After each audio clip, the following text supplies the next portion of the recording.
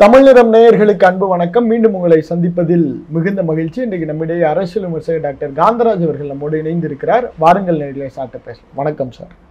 Sir, உலக நாடுகளே உலுக்கி போட்ட ஒரு விமான விபத்து அகமதாபாத்தில் கிட்டத்தட்ட பயணித்த 242 பேரில் 241 பேர் மரணித்திருக்கிறாங்க. இந்த விபத்தை எப்படி பார்க்க? அது என்னன்னு தெரியல. இந்த அகமதாபாத்துக்கிட்ட அடிக்கடி இது நடக்குது. எனக்கு ஒரு எக்ஸ்பீரியன்ஸ் உண்டு. WHO இதுக்காக ஒரு ஆய்வுக் கூட்டம் என்னை வச்சு நடக்குது. அகமதாபாத்தில் தான் நடக்குது. WHO அது அந்த இடத்துல அந்த மீட்டிங் வச்சுட்டாங்க.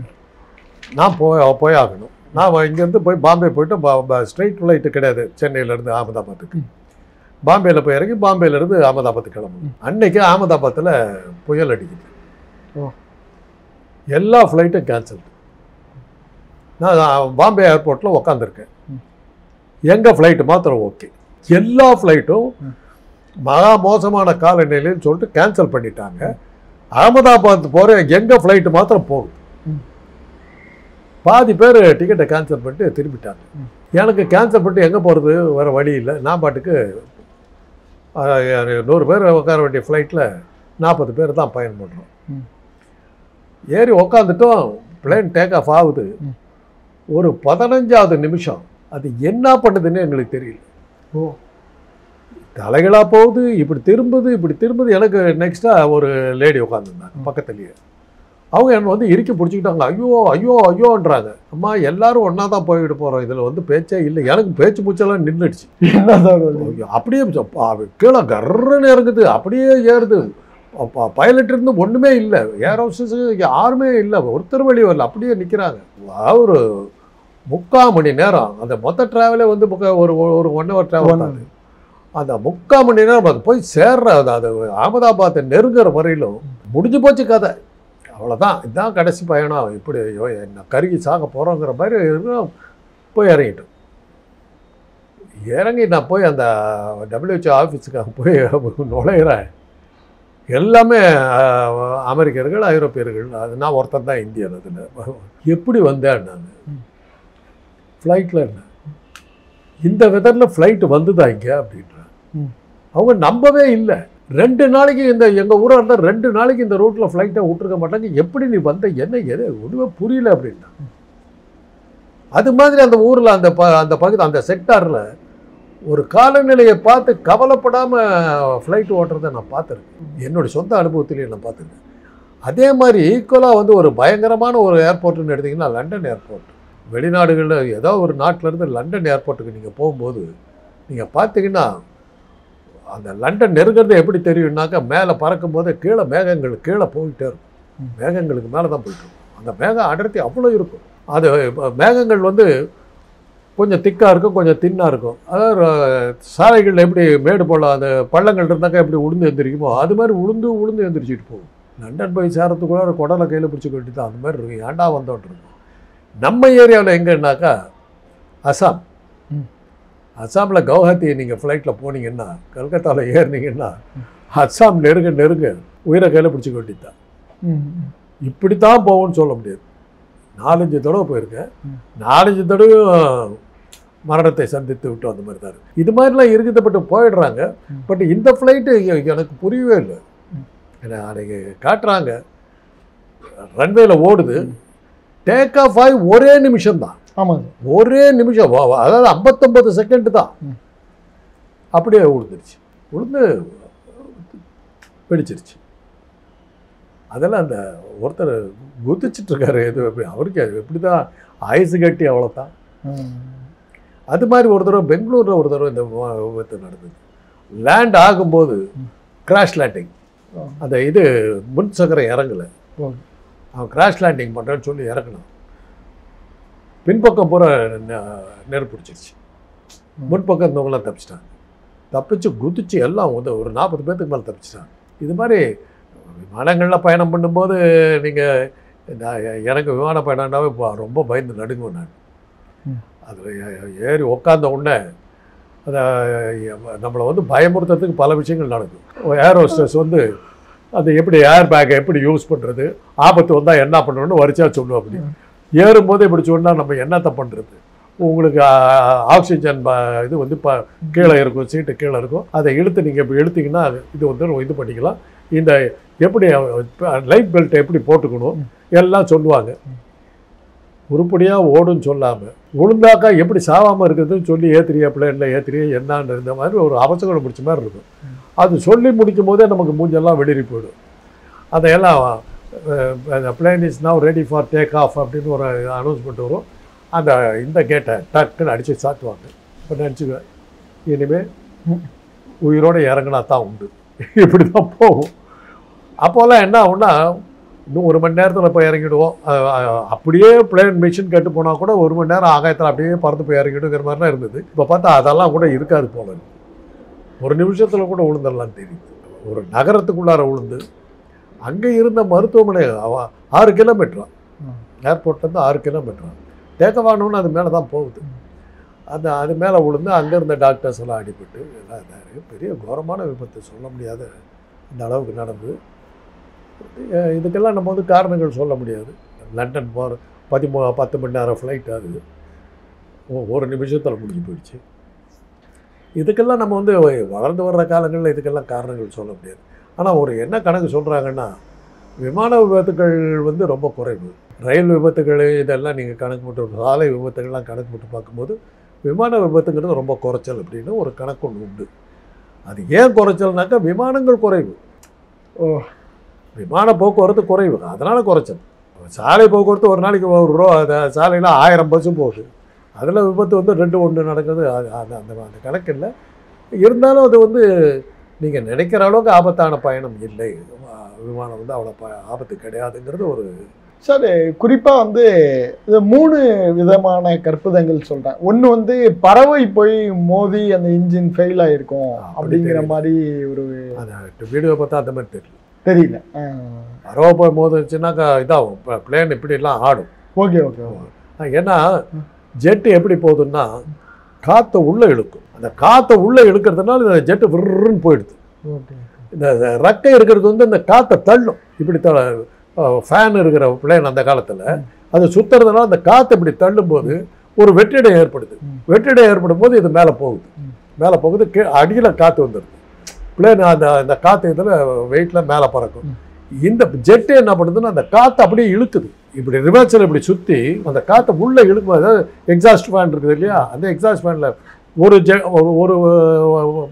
ஃபேன் இருந்ததுன்னா ஒரு சிங்கிள் ஜெட்டு, 2 ஃபேன் இருந்தால் ட்வைஸ் ஜெட்டு, இந்த மாதிரி 4 என்ஜின் இருக்கிறது வரல, 4 என்ஜின் வரலும் வைக்கிறாங்க ரெக்கையில். அந்த 4 என்ஜின் வைக்கிறதெல்லாம் வாயு வேகம் மன வேகம் அந்த வேகத்தில் போகும். மணிக்கு 200 மைல், அந்த 250 மைல் அந்த வேகத்தில் போகும். அதெல்லாம் காற்றை இழுத்துக்கிட்டு வர்றது. இந்த பறக்கிறத அந்த காற்றை இப்படி இழுக்கும் போது தானாக மேலே போகும். இப்போ நம்ம வந்து ஏரை இப்படி எடுத்து விட்றோம், அது கொஞ்சம் ரெக்கை மாதிரி வச்சோம்னா அந்த ரெக்கை அப்படியே பறந்து வந்து விழுவும். பார்த்திங்களா, அந்த காற்றுல மிதக்கும். அது மாதிரி மிதக்கிற மாதிரி அந்த காற்றை இழுத்து விட்றதுனால அது மிதக்குது. அந்த கீழே இருக்கிற காற்று வந்து விமானத்தை விட கனமாக இருக்கிறதுனால இது விமானம் அதுக்கு மேலேயே போகுது. ரோடு மாதிரி தான். அதுக்கப்புறம் ரோடு மாதிரி தான் மேகங்கள் வரும்போது அதுக்குள்ளே வந்து கொஞ்சம் இன்னும் கொஞ்சம் பெரிய இது போட்ட மாதிரி, ஒரு மெத்தகத்தை போட்ட மாதிரி அந்த மேகம் தின்னா இருந்ததுன்னா அதுக்கு தகுந்த மாதிரி உழுவுறது எந்திரிக்கிறதுலாம் இருக்கும். பட் இதெல்லாம் அவங்க வந்து கற்றுக்கிட்டு தான் வர்றாங்க, சோதனைகள் பண்ணி தான் எடுக்கிறாங்க. அதேமாரி நடக்குது என்பது நம்ம ஒன்றும் சொல்ல முடியாது சார். அப்புறம் பெருசாக வந்திருக்கிற குற்றச்சாட்டு இந்த ஏர் இந்தியா விமானங்கள் மேலே ஒரு பெரிய குற்றச்சாட்டு வைக்கிறாங்க. ஏசி சரியில்லை, உள்ளார இருந்தது எல்லாம் இந்த மானிட்டர்லாம் சரியில்லை அப்படின்னு சொல்லிட்டு இந்த ஏர் இந்தியாவை டார்கெட் பண்ணுற மாதிரி இருக்கே சார். இருக்கலாம். ஏன்னா எந்த காலத்தில் வாங்கினதோ ஏர் இந்தியாவை ஆரம்பித்தது வந்து டாட்டா. அவங்க தான் ஆரம்பித்தாங்க. அது வந்து காங்கிரஸ் கவர்மெண்ட் வந்து நாட்டோடமையாக்கணும்னு ஏர் இந்தியா இந்தியன் ஏர்லைன்ஸ் 2ஆக பிரித்தாங்க. இந்தியன் ஏர்லைன்ஸ் வந்து உள்நாட்டு போக்குவரத்தும், ஏர் இந்தியாங்கிறது வெளிநாட்டு போக்குவரத்தும். பட் பொதுவாகவே ஏர் இந்தியா வந்து ஒரு கவர்மெண்ட்டுக்கிட்ட வந்ததுக்கு பிறகு அதுக்கு நல்ல பேரே கிடையாது. நான் வெளிநாடுகளில் இருந்தபோது பல சமயங்களில் வந்து ஏர் இந்தியாவை அவாய்ட் பண்ணுவாங்க. சர்வீஸ் சரியாக இருக்காது. 2வது எல்லா விமானங்கள்லையும் போனீங்கன்னா உள்ளே நுழைஞ்ச உடனே வெல்கம் ட்ரிங்க் அது இதெல்லாம் கொடுப்பாங்க. ஏர் இந்தியாவில் ஒன்றுமே இருக்காது. இப்போ உக்காரணும். அது 2வது அதை ஹிந்திக்காரனுங்க ரகலை, ஹிந்தியில் தான் எல்லாமே பேசுவாங்க. இதெல்லாம் அந்த பிளேனில் இருக்கக்கூடிய. அதனால் அதை அவாய்ட் பண்ணுவாங்க. எதுனாலும் காசு கொடுக்கணும். இப்போ டிக்கெட்டில் ஃபிக்ஸ் பண்ணிக்கிற சாப்பாட்டை தவிர தண்ணி வேணும்னா கூட காசு கொடுக்கணும். மற்ற எல்லா ஃப்ளைட்லேயும் நீங்கள் சிங்கப்பூர் ஏர்லைன்ஸ்லாம் போனீங்கன்னா ஏறி உக்காந்திங்கன்னா உட்காந்த உடனே கூல் ட்ரிங்க்ஸ் வேணுமா ஹாட் ட்ரிங்க்ஸ் வேணுமான்னு கேட்பாங்க. ஹாட் ட்ரிங்க்ஸ் வேணால் விஸ்கி பிராண்டி இந்த மாதிரி எது வேணும்னு கேட்பாங்க. கூல் ட்ரிங்க்ஸ் வேணும்னாக்கா இது லெமனேடு அது மாதிரி எது வேணுமோ எது கேட்குறோமோ உடனே உள்ளே நுழைஞ்ச உடனே சீட் நம்ம தடுமாறுன உடனே ஏர் ஹோஸ்டர்ஸ் திஸ் இஸ் யுவர் சீட்ஸான்னு கொடுத்து உட்கார வச்சுருவாங்க. அந்த அளவுக்கு எல்லாம் இது பண்ணி சீட் பெல்ட் போடலன்னு அவங்களே வந்து போட்டு விட்றது எல்லாம் பண்ணுவாங்க. பிளேன் டேக் ஆஃப் ஆகி அந்த சீட் பெல்ட்டை கழட்டுன்ற அந்த இன்ஸ்ட்ரக்ஷன் வந்த உடனே சாப்பிட்றதுக்கு வந்துக்கிட்டே இருக்கும், கொடுத்துக்கிட்டே இருப்பான். ஃபஸ்ட் டைம் என்னுடைய ஃபஸ்ட்டு ஃப்ளைட்டே வந்து சிங்கப்பூர் போகிறது தான்.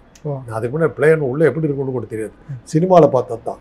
இந்த அளவுக்கு நான் இதாக இருந்தேன்னாக்கா என் ஃப்ரெண்டுக்கிட்ட கேட்டேன், எப்பா 3 மணி நேரம் போகுதுங்கிறாங்க, யூரின் வந்துன்னா எப்படி பாஸ் பண்ணுறதுன்னு கேட்டேன். அவன் என் ஃப்ரெண்டு சொன்னாங்க, ஒரு ஃப்ளைட்டுக்குள்ளார அது இருக்காது, அவனும் பிளேனை பார்த்தது இல்லை, என்னமோ நீ சொல்கிற நம்பிக்கிட்டு போயிடுவான்னு சொல்லிட்டு ஏர்போர்ட் பிளேனுக்குள்ளார போகிறதுக்கு முன்னாடி 3-4 தடவை யூரின் போயிட்டு வந்தப்போ ஒரு வேளை ஃப்ளைட்டில் இல்லைன்னா என்ன பண்ணுறது. அங்கே போனாக்கா கண்ணுக்கு தெரிஞ்சு ஒன்றுமே இல்லை, ஒரு அங்கங்கே பிளாக்காக இந்த தூணு மாதிரி இருக்குது.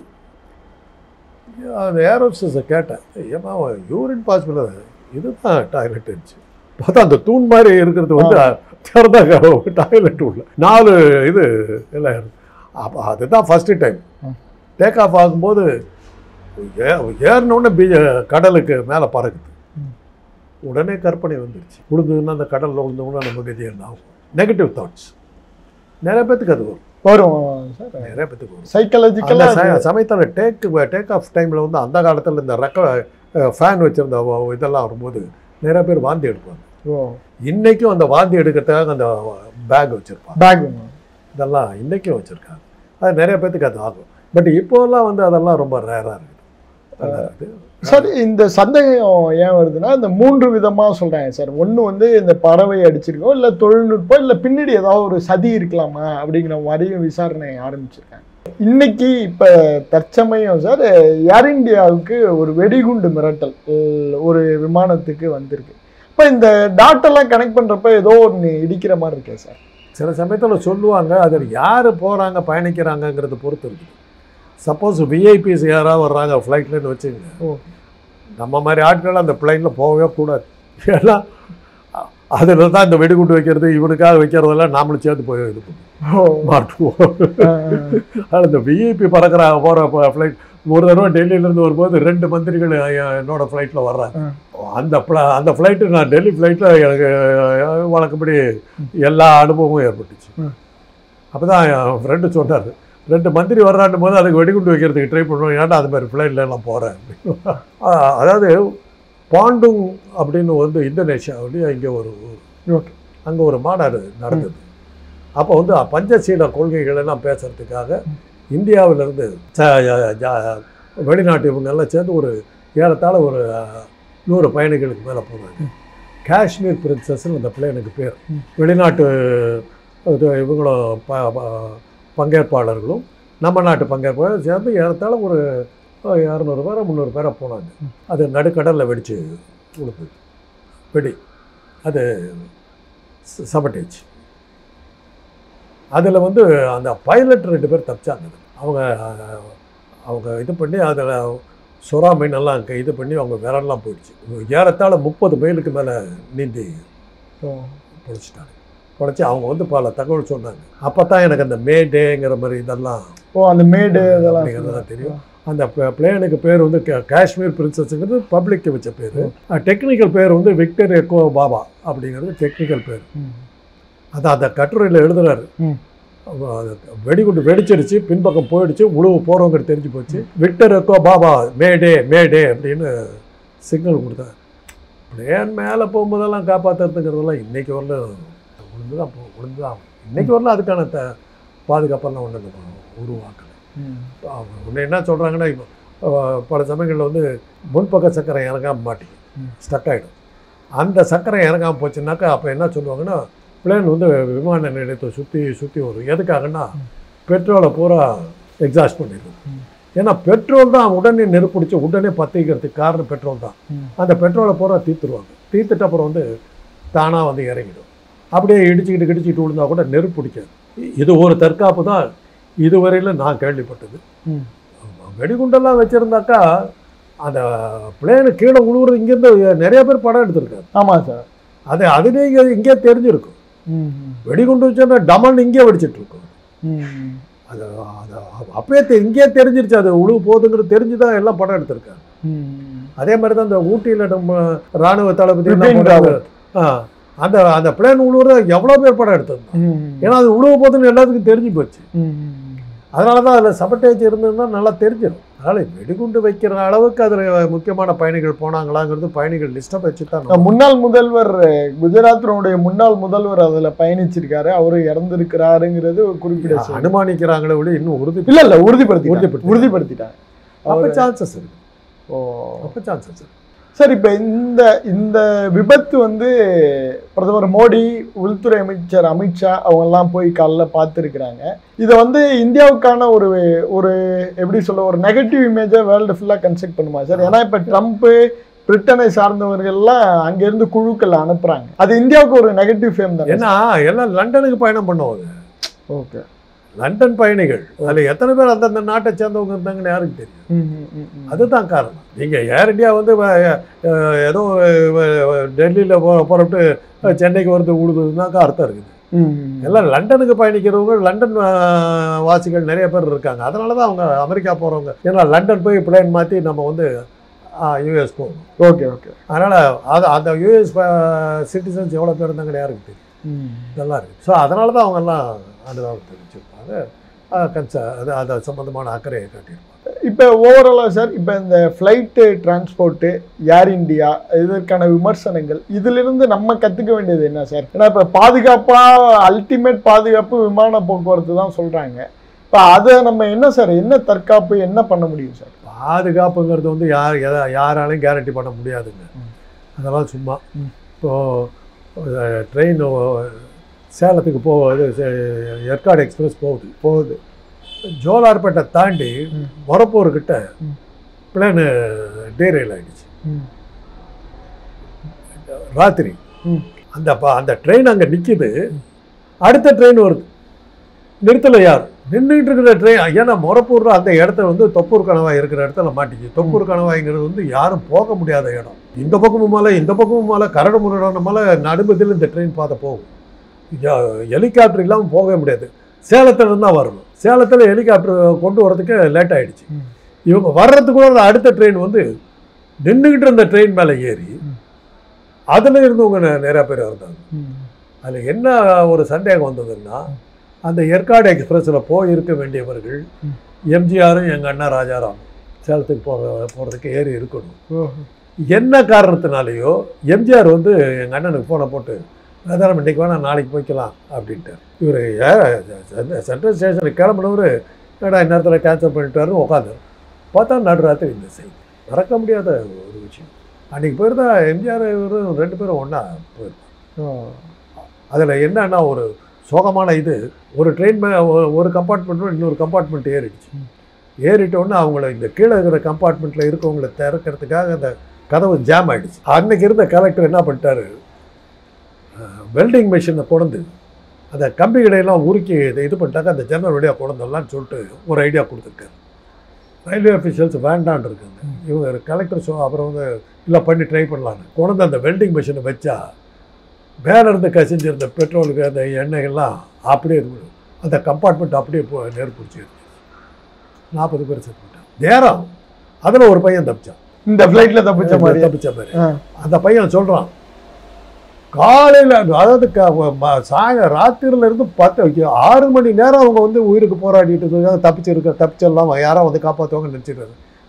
7வது மணி நேரம் வந்து நெருப்பிச்சு. இது எல்லாம் வந்து பகுத்தறிவுக்கு அப்பாற்பட்டு தான் பேசுகிறேன். எந்த நேரத்தில் போவோங்கிறது தெரியாது. பாதுகாப்பானதுங்கிறது வந்து பயணத்தில் எதுவுமே கிடையாது. எந்த இதில் பாதுகாப்பு. அதனால் இதெல்லாம் வந்து 4 சக்கரம் மாட்டு வண்டியில் போனால் கூட கவுந்து அடிச்சுட்டு கொடுத்தோம். தரையில் கல்லில் தலையை அடிச்சுன்னா